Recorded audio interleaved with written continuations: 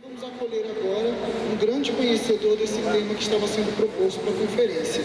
Ele é mestre em teologia, especialista em espaço litúrgico e arte sacra, perito do setor de espaço litúrgico da Comissão Episcopal Pastoral para a Liturgia da CNBB. Então, queremos convidar com muita alegria este nosso conferencista para essa primeira conferência da manhã, Padre Tiago.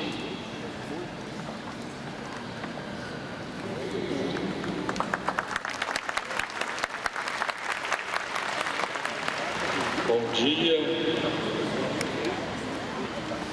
Realmente é uma pena, Cláudio Castro não está conosco no dia de hoje, mas aqueles que puderam estar na visita guiada ontem à noite, puderam ver um pouquinho do seu trabalho, né? A beleza, né, que é pensar no espaço celebrativo. Então, com certeza, pelo menos eu, já é a 10ª vez que participo de uma visita guiada, todas as vezes eu fico arrepiado de ver, toda a teologia naquele espaço. E acredito que muitos de vocês também, principalmente aqueles que tiveram a explicação daquele espaço pela primeira vez, também ficaram emocionados.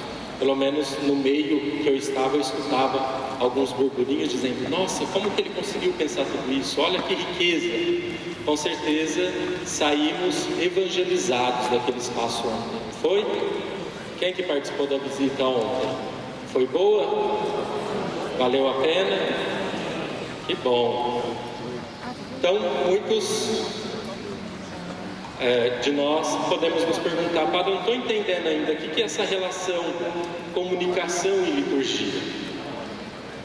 É que às vezes a gente quer algo muito mais concreto, como usar da comunicação na liturgia, mas no fundo o que nós precisamos entender é que como liturgia, em sua essência, já é comunicação.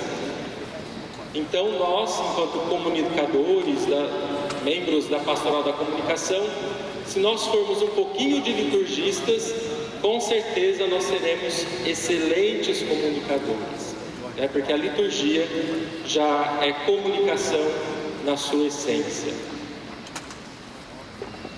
Então, quero chamar a atenção. Vamos ver se vai passar os slides. Eu acho que eu tenho aqui do lado de lá, para ficar mais perto do computador.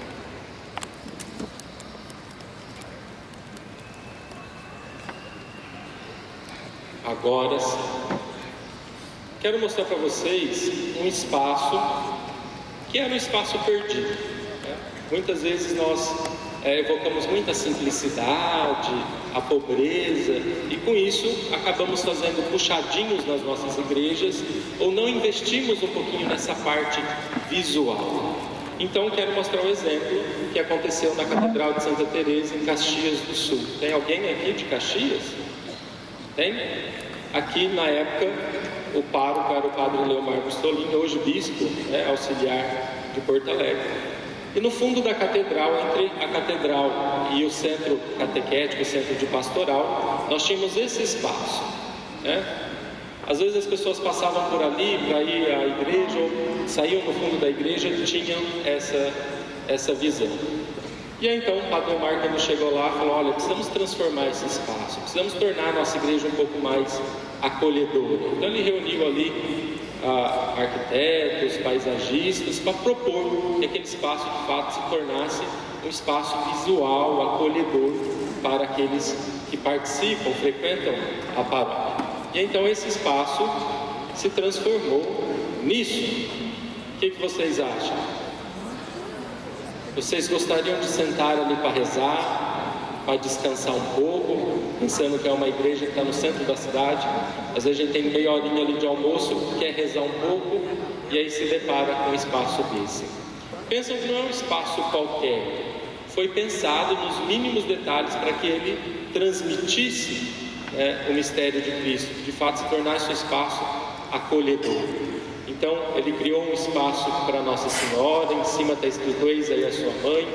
Então, às vezes o pessoal do apostolado quer rezar um pouquinho, rezar o terço, para não ficar dentro da igreja, uma coisa mais da piedade popular, poderia então fazer nesse espaço, olhando para a imagem da mãe e ao mesmo tempo contemplando um pouquinho desse jardim, essa criação. Lá como é Santa Teresa, essa frase, nada te perturbe, nada te espante, tudo passa, só Deus basta. Imagina você meio cansado, estressado do trabalho, brigou com o patrão, de repente entra na igreja e se depara com uma frase dessa. Com certeza a gente iria se sentir muito melhor, muito mais confortável, não é? Ou então a catequista que vai falar sobre a samaritana, sobre Jesus, que é essa fonte de água viva. Então leva a sua turma de catequese, colocam todos eles sentados ao redor do poço e proclama o texto da samaritana. Com certeza, os nossos adolescentes, as nossas crianças, aquele texto vai acontecer ali ao olhar para a imagem desse poço. E aí então nós temos a via sacra toda nessa parede, porque via significa rua, caminho. Então não necessariamente a via sacra precisa estar dentro da igreja, mas de modo especial do lado de fora, para que possibilite as pessoas a caminharem. E aí então nós temos aqui 6 talhas, simbolizando o primeiro milagre de Jesus, a transformação da água em vinho. Até no detalhe da cobertura, percebam que não é uma cobertura por si. Ali é um espaço sagrado, deve ser um espaço que conduz para o mistério. Então todo esse espaço que antes estava perdido, antes era um caos, era uma bagunça, agora é aproveitado para comunicar Jesus Cristo. Então eu coloquei essas imagens primeiro para mostrar o tanto que o visual, essa comunicação visual, pode contribuir na nossa evangelização. E nós, enquanto comunicadores, por mais que nós somos arquitetos, artistas, mas nós temos essa sensibilidade de ir lá e dizer, vamos transformar esse espaço em um lugar um pouquinho mais evangelizador. Então nós vamos falar de linguagem visual. O que é isso? Linguagem visual é todo tipo de comunicação que se dá através de imagens e símbolos. Porém, quando nós falamos de liturgia, nós vamos um pouquinho além, porque nós não usamos só das imagens e dos símbolos, mas tudo faz parte de uma ação ritual. Então, na liturgia, a linguagem visual será sempre colocar em ordem elementos que formarão um todo em combinação uns com os outros. Isso serve para a arte também. Quando eu preciso pintar um quadro, elaborar um espaço, preciso colocar isso em ordem. Porém, na liturgia vai além, porque além de colocar em ordem, nós usamos também do nosso corpo, da ação, do nosso ser, para integrar aquele espaço. Então, nós colocamos em ordem todos os elementos visíveis, audíveis, tocáveis, gustativos, odoríferos, que constituem a celebração e permitem que o invisível da fé e da graça se manifeste. Então, na liturgia, nós pegamos aquilo que é visual, algo imanente, e aquilo vai se tornar, através da nossa fé, da nossa experiência, da nossa celebração, algo transparente, e vai nos comunicar o transcendente, aquilo que eu não vejo. Então, a liturgia, ela é simbólico ritual, e a liturgia se comunica a partir disso, dos símbolos e dos ritos. Então, o que são os ritos? A origem do latim ritus, ordem estabelecida, do grego decreto, prescrição, indo-europeia, escorrer, rio, rima, ritmo, fluir ordenado, ainda da raiz ar, modo de ser, disposição harmônica. Então, o rito é aquilo que dá harmonia, que dá ritmo a uma celebração. Então, eu tenho um ritmo, eu não posso colocar qualquer coisa dentro dessa celebração, pois pode quebrar esse ritmo. Então eu não posso encher a celebração de comentários para que aquela celebração não se torne comprometida, não quebre o ritmo daquilo. Então a liturgia, o rito tem um ritmo que acompanha o corpo humano. Ali não apareceu muito, mas nós temos um zigue-zague aqui, porque a liturgia ela começa com repouso e tem um ápice. Então vamos ver essa dinâmica da liturgia. Nós iniciamos sentados, ficamos de pé para a procissão inicial, a acolhida, saudação, ato penitencial, hino de louvor, oremos, atingimos o ápice dos ritos iniciais. Depois nós entramos no repouso, temos primeira leitura, salmo, segunda leitura, aclamação, evangelho no ápice. Depois voltamos no repouso, para a homilia, preces, credo, preces e assim por diante. Então percebam que a liturgia ela tem um ritmo que acompanha o nosso corpo. Nós não conseguimos ficar sentado todo o tempo, ao mesmo tempo que não conseguimos ficar em pé todo o tempo. Então a liturgia segue essa questão um pouco antropológica. Então nós precisamos ter muito cuidado com o que colocar dentro da liturgia, realmente para não quebrar todo esse movimento. E todo rito ele é composto por símbolos, né? Então a ação ritual ela é composta também por uma série de símbolos. Então os símbolos têm uma raiz no inconsciente e expressam uma experiência vivida a um nível anterior à conceituação. Então símbolo é algo muito amplo na linguagem, principalmente na linguagem da comunicação, né? Quando nós fizemos isso daqui, nós quisemos comunicar algo, né? Porém, para a liturgia, isso não comunica. Por quê? Porque se eu jogar um copinho plástico amassado aqui no chão, nós podemos, cada um, tirar o que é esse pó, né? Um significado para isso. Porém, para a liturgia, os símbolos nascem muito antes. Vem de uma conceituação da nossa própria realidade, do nosso antropológico, vamos dizer assim. Então, um exemplo, a água em si já contém como que o sentido de purificação de vida. Não é algo que é imposto de fora, racionalmente. Está já no nosso inconsciente, no nosso dia a dia. Não é algo artificial que foi jogado no nosso meio. Então, esses ritos e símbolos que nós utilizamos na liturgia, a Sacrosanto Concílio recupera um pouquinho da teologia sacramental, da patrística, com o nome de sinais sensíveis, ou sinal sensível. O que são esses sinais sensíveis? É tudo aquilo que a gente toca, que a gente sente, aquilo que passa pelos sentidos do nosso corpo. E isso comunica uma realidade invisível. Então, quando nós celebramos os sacramentos, nós precisamos desses sinais sensíveis para comunicar o invisível, então essa realidade invisível. Mas, Paulo, por que você está falando tudo isso, né? O Frei José Ariovaldo, o Padre Baronto, já querendo ou não falaram muito disso. Mas a gente precisa ter isso muito claro, depois lá na frente nós vamos entender, porque se a gente não entende isso, a gente não consegue fazer uma boa comunicação na liturgia. Então isso é essencial para nós, para que de fato os nossos cartazes façam referência àquilo que nós celebramos, tá? Então vamos lá.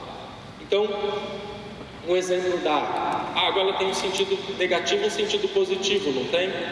Isso já no nosso inconsciente. Qual que é o sentido negativo da água? Gera morte, basta a gente ver os deslizamentos, afogamentos, etc. Mas ao mesmo tempo essa água que mata, gera vida. Então, por que Jesus escolhe a água? Porque em si ela já contém isso. Então o que é o batismo para nós? Não é morrer por Cristo, ser sepultado e renascer com Ele? Então esta água se torna um sinal visível, um sinal sensível daquilo que nós estamos celebrando. Então eu não preciso nem explicar. Quando nós mergulhamos a criança na água, o que acontece? Aqui eu na minha paróquia fazendo um batizado de criança, né? Então nós temos uma piscina, uma fonte batismal. Então, a hora que a gente vai mergulhar a criança na água e mergulhar ela inteira, a mãe chega até a fazer assim, né? Vai afogar meu filho, né? Então eu não preciso dizer nada. O próprio rito de eu mergulhar a água já evoca essa questão do medo, da morte, né? Mas quando tira a criança, a gente vê o sorriso, né? E quanto menor a criança nem chora, né? Porque a criança foi gerada ali na água. Então isso está comunicando algo. Porém, quando eu faço o batismo por efusão, apenas jogando meia dúzia de gotas de água na cabeça da criança, eu consigo comunicar isso? O batismo acontece, né? É válido, porém, a gente perde muito da nossa comunicação na liturgia, né? E aí o padre vai entregar a veste branca, e ele entrega alguma coisa, veste alguma coisa, porque na maioria das vezes a criança já está vestida, então ela entra vestida de branco e sai do mesmo jeito que entrou. E aí então nós temos aqui uma falha na nossa comunicação. É claro que a graça aconteceu, o sacramento aconteceu, porém nós usamos muito pouco do rito para comunicar. Mas, padre, eu não tenho fonte batismal na minha paróquia para batizar, né? Mas nós temos pia, bacia, não é? Então, podemos, nas nossas formações, nas nossas catequeses batismais, pedir para que os pais tragam a criança com uma veste normal. Na hora da unção, vai tirando a veste, os pais ajudam até ungir a criança com óleo dos catecúmenos. E na hora de batizar, o padre, ao invés de jogar aquela meia dúzia de gotas de água na cabeça, joga uma jarra inteira, para que possa cair sobre todo o corpo. E aí os pais enxugam, depois eu tenho condições de fazer a entrega da veste. Então vocês percebam que são coisas simples, do qual nós mudamos a nossa maneira de se comunicar na liturgia. E se eu não tenho muito claro isso, o que eu vou fazer? Quando eu vou fazer o meu jornalzinho, o meu folheto, o meu cartaz, eu vou pôr aquelas fotos de padre jogando meia dúzia de água na cabeça. E aí então, a gente já não comunica na liturgia e acaba não comunicando também na nossa prática. Se eu for falar de batismo, eu poderia colocar uma imagem de fato do padre mergulhando uma pessoa na água. Então, na liturgia da palavra, ao cantar toda a Bíblia é como a chuva que lava a Bíblia, eu estou falando do sinal referente. Então, eu estou dando valor à Bíblia, mas a Bíblia já está entrando, né? Mas quando eu canto um outro canto, aqui eu coloquei fala Senhor Javé, mas é claro, a gente sabe que não pode usar mais essa palavra, mas como eu não sou músico e sou péssimo em música, né? Mas significa que aqui eu estou falando que é aquele livro, que é a palavra de Deus, que vai ser ressoada naquele lugar. Eu não estou falando do livro em si, né? Então, quando eu coloco essa imagem aqui, eu estou falando do sinal referente, não daquilo que de fato ele significa. Vocês estão compreendendo como deve ser a nossa comunicação? Então, incensar e beijar o evangeliário, esse sinal sensível, quer transmitir que reconheço a presença sacramental de Cristo presente na palavra proclamada. As vestes que os leitores normalmente usam são para que eu tome consciência, para marcar meu corpo, que não sou eu quem fala, sou instrumento. Então, quando proclamamos a palavra aqui, é Deus que nos fala por meio do leitor. E eu sou então apenas um instrumento de Deus nessa comunicação. Então, os sinais sensíveis nos permitem entrar em contato com uma realidade que não está ao alcance dos sentidos, mas que precisa da realidade sensível para se manifestar ao ser humano em busca do sentido da vida, em busca do mistério. Então, às vezes nós inventamos, criamos muitas coisas, shows de fogos de artifício, jogo de luz e etc. Acabamos fazendo um show, porém, a gente acha muito bonito, mas aquilo não nos preenche, porque de fato não conseguimos comunicar o mistério. O mistério que está na simplicidade. Por isso que na liturgia o menos é sempre mais. Porque por mais que a gente fale, por mais que a gente encha de decoração, de ornamentação da igreja, nós nunca vamos conseguir revelar plenamente o mistério que estamos celebrando. Assim podemos dizer que tocando os sinais sensíveis, tocamos os mistérios. O pensamento simbólico é mais amplo, ultrapassa o pensamento racional e o complementa. Infelizmente, nós não recebemos essa catequese simbólico-ritual. Tanto é que quando a gente entra no Santuário de Aparecida, alguns ficam até assim, eu não gosto muito desse estilo de pintura.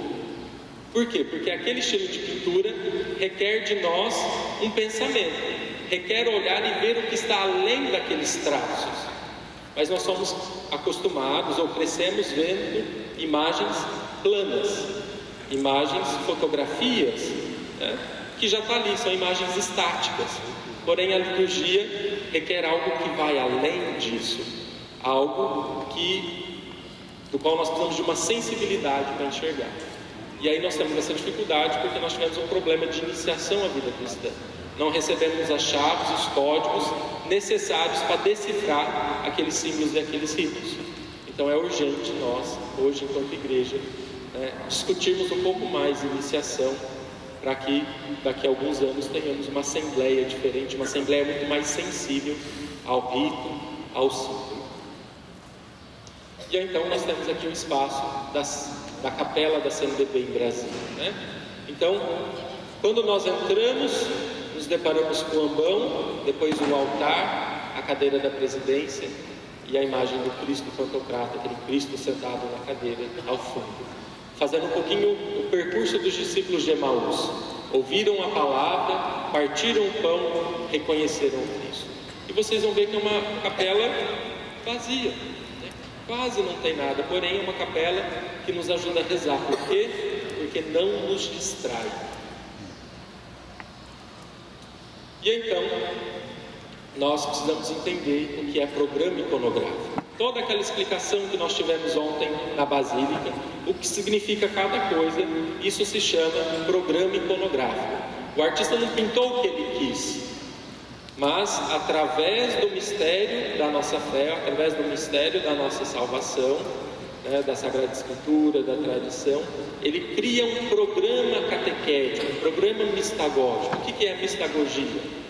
O pedagogo é aquele que pega a criança e conduz até o aprendizado. E o mistagogo é aquele que pega o fiel e conduz o fiel até o mistério de Cristo.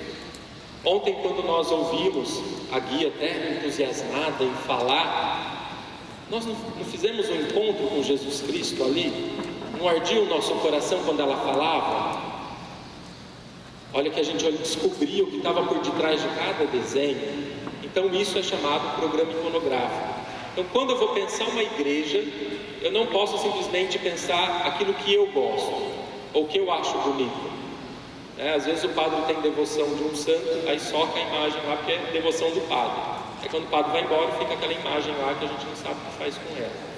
Então, o programa iconográfico não pode partir do nosso gosto, da nossa vontade, mas deve partir da mistagogia própria da igreja.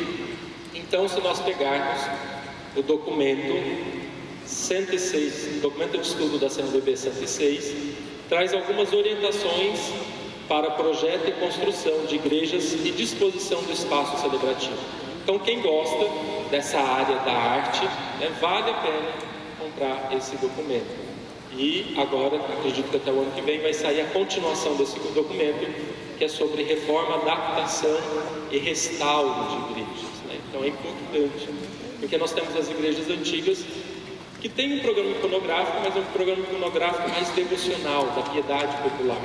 E as igrejas que devem ser construídas hoje devem estar voltadas, focadas muito mais no mistério da nossa celebração. Então, quando se constrói uma igreja, não se pode esquecer que ela toda é um ícone, uma imagem viva, moldada pela liturgia e por ela mesma mistagógica. De fato, orienta, educa, conduz e introduz as pessoas no mistério da Páscoa de Cristo que celebramos.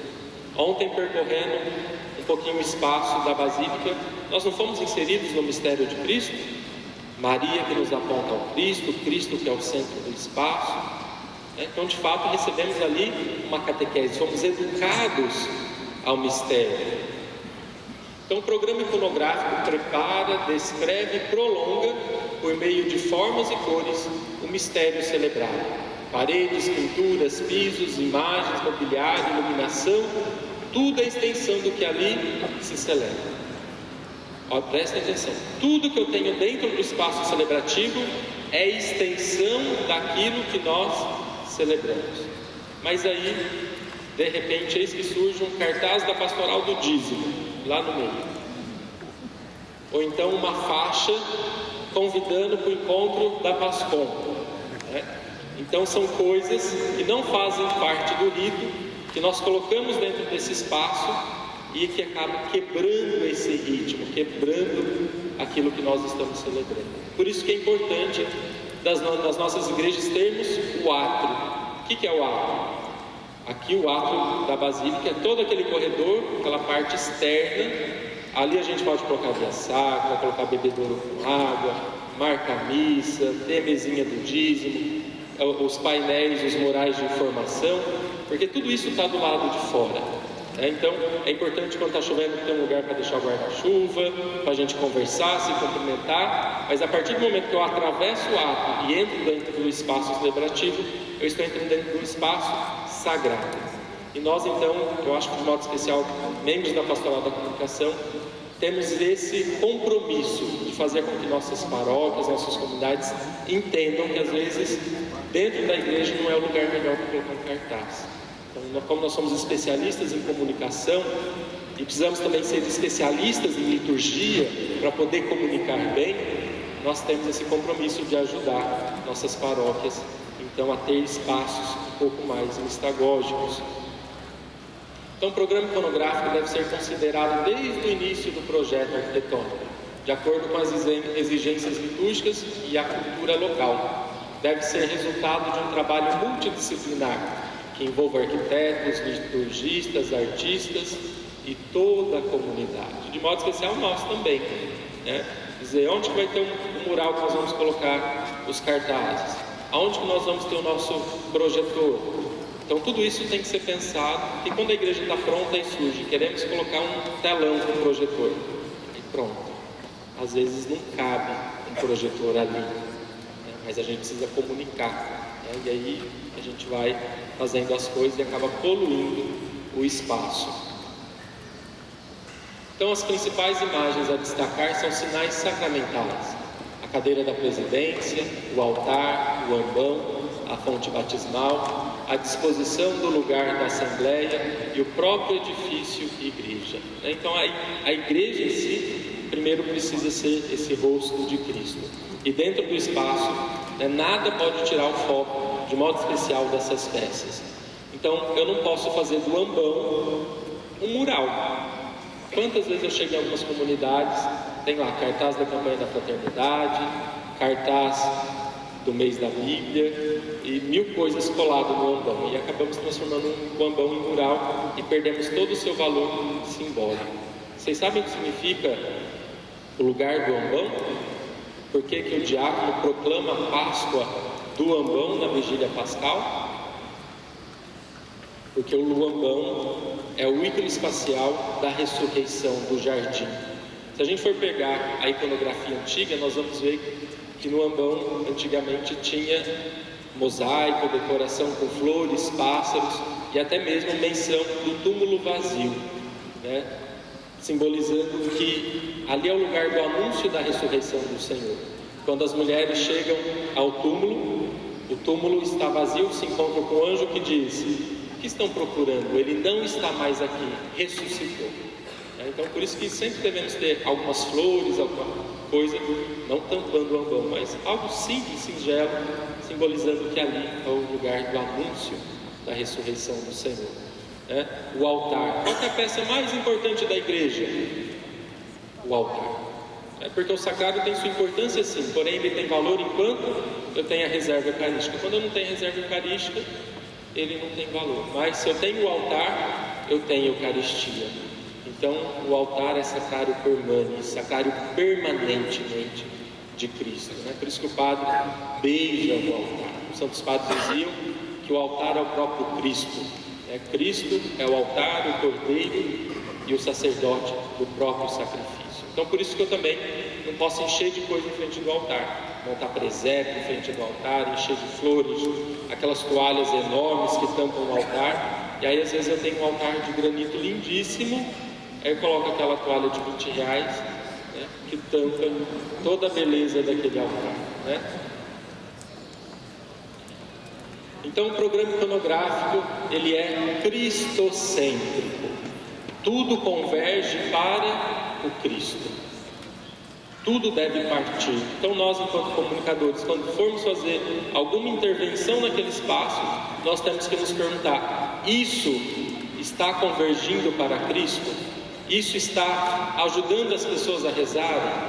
Se a resposta for não, significa que ele não cabe naquele espaço. Cabe no átrio, cabe do lado de fora, no jardim, qualquer outro lugar, menos dentro do espaço celebrativo. Então, a cruz colocada em relação com o altar nos recorda a paixão do Senhor. Se houver nas paredes atrás do altar uma imagem, que seja a do mistério celebrado, Jesus Cristo, morto e ressuscitado. Então, sempre no nosso espaço, o lugar principal, se nós formos colocar alguma imagem, tem que ser de Cristo. Ou a cruz, ou o Cristo Pantocrator, ou o Cristo Bom Pastor, as imagens que revelem essa teofania do Senhor, essa manifestação de Deus, né? Cristo, o centro. Então, dessa cena central, decorrerão as demais imagens, de Maria, do padroeiro, de outros santos, cenas do Antigo e do Novo Testamento, organizadas segundo um programa que manifeste a história da salvação em relação àquela comunidade. Vocês viram que nós temos vários painéis aqui na Basílica, que são tiradas da onde? Das Sagradas Escrituras, aonde nós podemos, de fato, fazer percorrer, né? Então, às vezes, precisamos fazer um cartaz ou alguma coisa sobre o Evangelho daquele dia, um artigo. Então, eu tenho lá na própria igreja essas imagens que eu posso usar para ilustrar, né? A mesma Cláudio Passo fez com o Santuário da Vida, né? Dependendo do Evangelho do dia, as câmeras são orientadas a mostrar as cenas daquele Evangelho pintadas na parede. Então, é um programa iconográfico que, de fato, nos insere no mistério celebrado de Cristo. Então, todas as demais imagens que eu tiver, elas devem partir daí, nunca tomar o lugar de Jesus. Então, padre, mas a minha paróquia é São Francisco de Assis. E aí você chega lá na igreja, está a imagem de São Francisco enorme, no meio, né, aí sacrado de um lado e a cruz do outro. Aí eu pergunto, o padroeiro pode ser São Francisco, mas de quem que é aquela igreja? Quando nós celebramos São Francisco na liturgia, ou Nossa Senhora, o que nós estamos celebrando? A vida de São Francisco? Não, nós celebramos a ação de Deus na vida de São Francisco. Então, patrono pode ser São Francisco, mas a igreja é de Cristo, né? Então, ele sempre tem que estar ao redor. Pode estar no ato, como aquele que acolhe e aponta, remete ao Cristo, mas nunca podemos colocar no lugar de Jesus. Então, quando nos referimos às imagens, isto não quer dizer que devam ser somente esculturas. Pode-se usar outras técnicas artísticas, pinturas, mosaicos, vitral, relevo. Então, se nós formos na Catedral da Sé em São Paulo, nós temos um ícone de São Paulo enorme no mosaico e temos Nossa Senhora do outro. E aí a gente olha um pouquinho mais à frente, a gente tem a imagem de São Paulo. Mas espera aí, já não temos uma aqui na parede? Mas fala para o pároco tirar aquela imagem de São Paulo de lá. Ele apanha. Por quê? Porque nós não fomos educados a reconhecer aquele ícone, aquele mosaico como imagem também. Se não for aquela coisa de gesso talhada e a gente não puder tocar, por quê? Porque nós tivemos essa catequese muito na piedade, né? Popular, muito no devocionismo, melhor dizer, né? Porque a piedade popular é importante, é sadia, mas quando nós caímos no devocionismo, a gente perde um pouquinho isso. E aí então a gente entra dentro da igreja, tem 50 imagens. E nós padres passamos apertado quando chega alguém e diz: padre, eu fiz uma promessa de dar uma imagem para a igreja. Obrigado, mas tem que colocar naquele lugar, né? Vai falar, já não dá, né? Então, olha isso daqui. Isso daqui é um ambão da Catedral de Castanhal, né? É a cena das mulheres que se encontram com o anjo. Então, o ambão não é apenas uma estantezinha. Não, ali é o lugar do anúncio. Ali é o lugar de proclamar a ressurreição do Senhor. Então, se é o lugar, o jardim, o túmulo vazio, o artista talhou, então, no ambão, essa cena, né, das mulheres que chegam até o túmulo. Então, o ambão também se torna um lugar estagógico. E aí, com certeza, ninguém vai colocar cartaz ali, graças a Deus, né? Então, uma igreja que teve um bom projeto de arquitetura e de iconografia não precisa de elementos extras de valorização. Então, se eu tenho um projeto bem pensado, como é o caso de Aparecida, eu não preciso ficar colocando, enchendo de flor, enchendo de cartaz, de faixa e etc. É lógico, numa festa outra a gente coloca alguns vasos de flor para valorizar, mas para realçar, valorizar alguns elementos, mas não para tirar a atenção daquilo que já está. E aqui então, pena que está um pouco escuro, mas nós temos a Capela das Vias Discípulas, em Jacaré, né, do apostolado litúrgico. Então percebam que os bancos estão todos um de frente para o outro, e aí nós temos, né, a mesa da palavra que conduz o altar a essa relação palavra-eucaristia. E é um espaço bonito, que não comporta mais nada. Ele por si já é belo, né? Ele por si já fala. Então, isso não significa ser luxo, mas aquilo que diz a Sacrosanto Concílio, nobre simplicidade. É um lugar organizado. Então aqui nós temos uma linguagem visual que de fato comunica, né? Leva, conduz o mistério celebrado.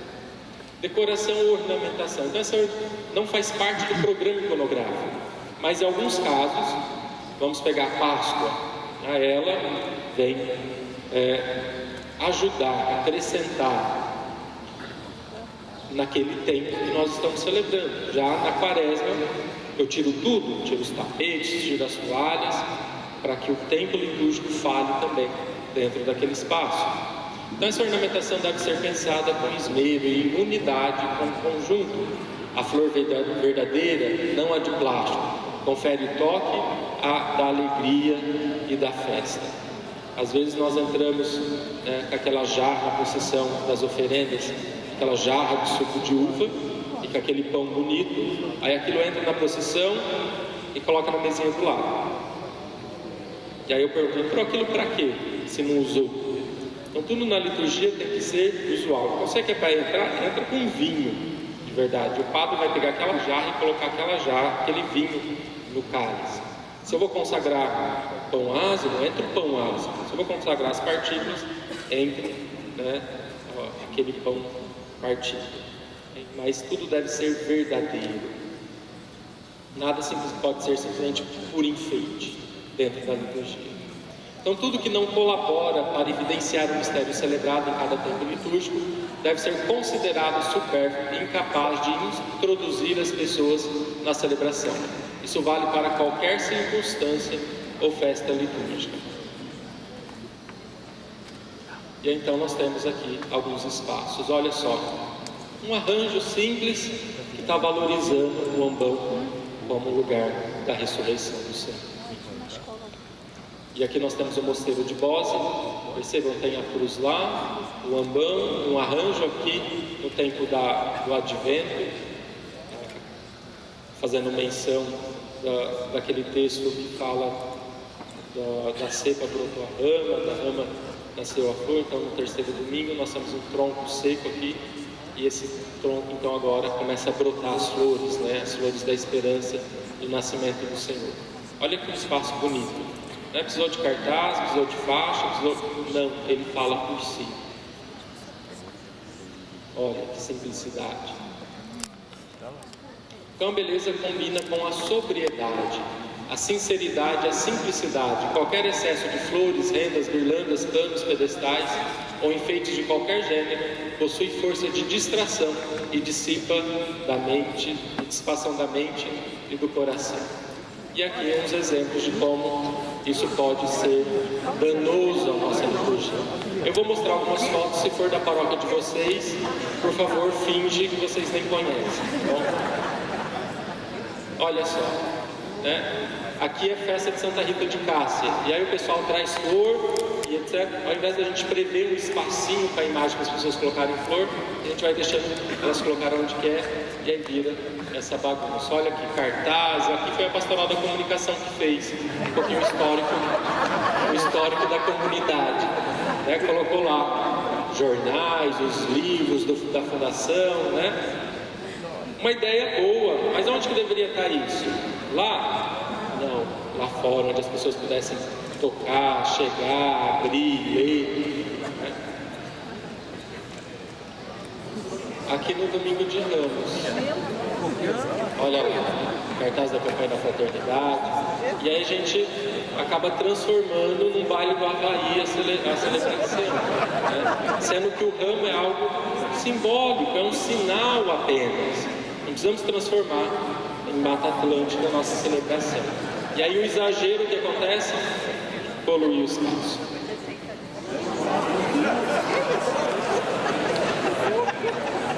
tenho bexiga onde? Em aniversário, festa de criança. Vocês acham que isso cabe na nossa liturgia? Não. Então, nós temos que tomar um certo cuidado também nas dinâmicas, nas coisas que nós vamos fazer na nossa celebração. Olha só, aqui que fizeram a entronização da Bíblia, etc. Aí colocaram a Bíblia aqui e foram ler do lecionário. Quer dizer, minha comunicação não teve, porque eu entrei com um livro que eu não usei. Então por que ele entrou? Aí você tem uma cruz aqui, você tem uma cruz aqui, você tem uma cruz aqui. 3 cruzes, né? E hoje tem moda colocar a cruz em cima do altar. Aí tem uma cruz enorme na parede, mas aquela não serve, tem que ter uma cruz pro padre.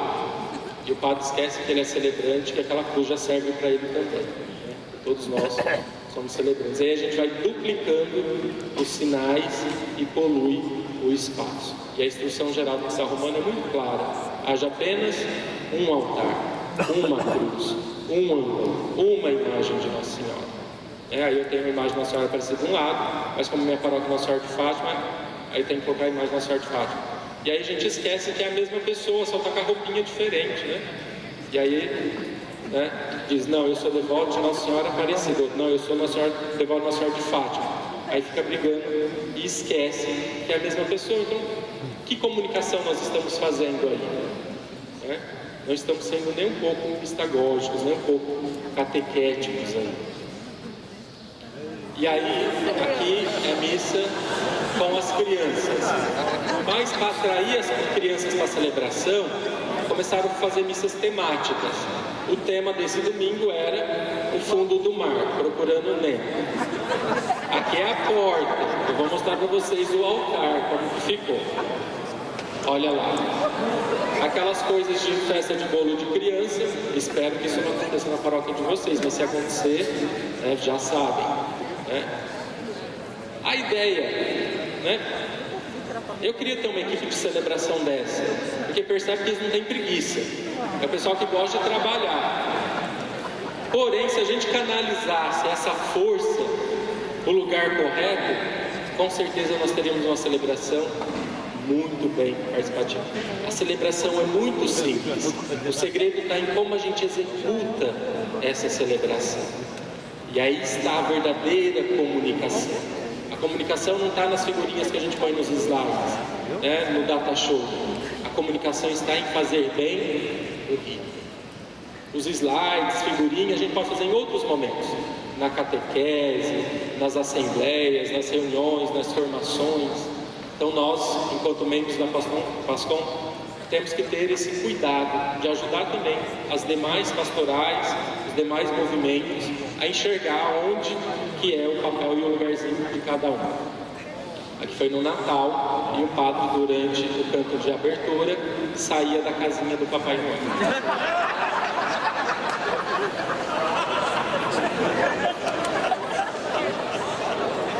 É criatividade quando a gente não entende o que é a comunicação litúrgica.